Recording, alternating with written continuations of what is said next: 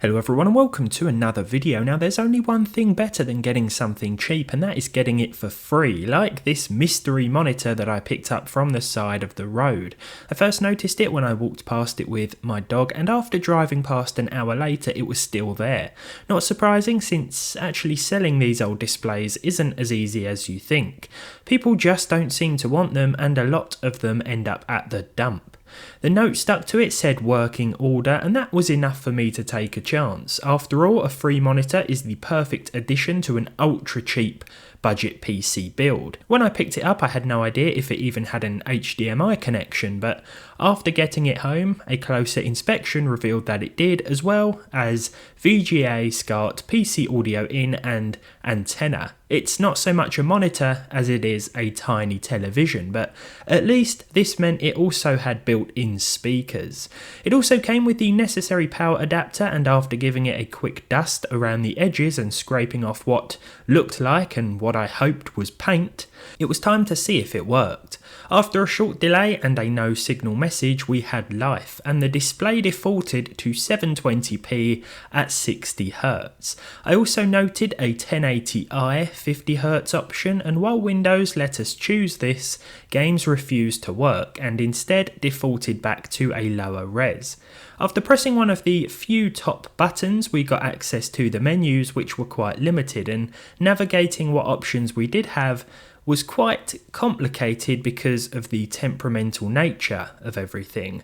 Pressing a button wrong sometimes turned the monitor off completely, and sometimes changed the language to French. Now, I haven't spoken or read French since I was in year 9 about 15 years ago, so this wasn't really an option. I decided to leave everything as it was before I really made a change I couldn't undo. Perfect working order? Maybe not. Now, leaving things as they were wasn't such a bad idea, because whoever calibrated this thing did so a little heavy on the saturation, and in some games I actually found that this really worked. Cyberpunk 2077, for example, with its neon heavy colour scheme and bright city lights, really stood out, and although the overall image quality is noticeably quite soft up close, there was a certain charm to it. Not to mention the 60Hz display meant the game felt very smooth.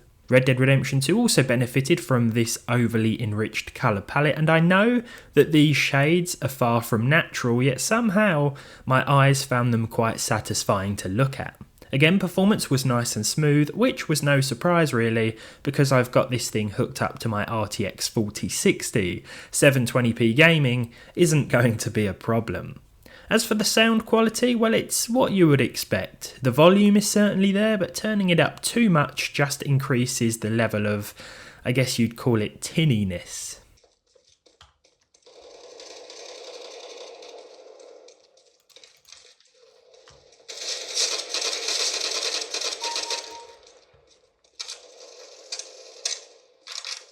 There's a distinct lack of bass that's even more noticeable to anyone outside the same room, but hey, it was free, so chalk this up as an observation, not a complaint.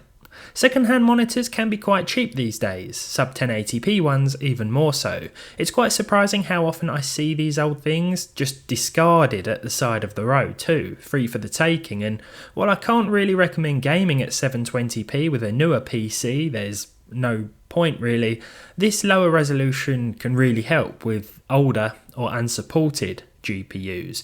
Ones like the GTX 780, which used to be great but have aged poorly and don't even support upscaling via FSR. Gaming aside, if I was using a cheap low-spec eBay Optiplex, for example, and wanted a second monitor to display the occasional web page or Word document, I could happily use this. I'd also be happier than happy knowing I paid nothing for it. One man's trash is another man's treasure after all. Not much else to talk about here, I just wanted to discuss my free find with you today and really just see if it worked, and I was quite surprised to find that it did.